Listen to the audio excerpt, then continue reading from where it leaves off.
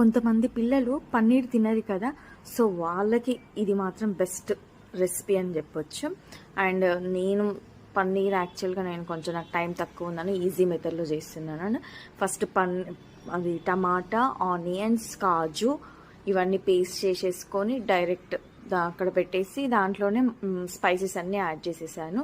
And తర్వాత కొంచెం butter, అల్లం వెల్లుల్లి పేస్ట్, కొద్దిగా పచ్చివాసన పోయిన తర్వాత నేను ఇవన్నీ మిక్స్ చేసుకున్నాను కదా, అవి అన్నీ దాంట్లో వేసేసి అలా మిక్స్ చేసాను. దీంట్లో నేను ఆల్రెడీ పెరుగు, పసుపు, కారం, ఉప్పు, ధనియాల పొడి అండ్ గరం మసాలా ఇవన్నీ వేసి మిక్స్ చేశాను. అండ్ తర్వాత ఒక చిన్న మెంతం కూర కట్ట అది వేసేసాను. అండ్ అలాగే ఒక 2 క్యాప్సికమ్ వేస్తే చాలా బాగుంటుంది. అండ్ నెక్స్ట్ దిస్ వన్ పన్నీర్ని మీరు పిల్లలు కట్ చేసి తినరు కదా, సో అందుకని మా ఇంట్లో తినరు, అందుకని నేను ఇలా చేస్తాను.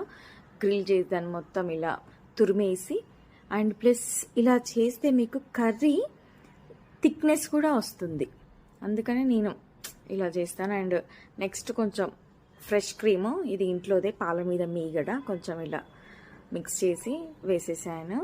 అండ్ తర్వాత దీంట్లో ఒక సీక్రెట్ ఉంటుంది, ఏంటో తెలుసా, అది హనీ. లాస్ట్కి మీరు ఒక స్పూన్ హనీ, కసూరి మేతి అయితే అందరు వేస్తారు, కాకపోతే హనీ మాత్రం ఖచ్చితంగా వేసి ట్రై చేయండి, చాలా బాగుంటుంది కర్రీ.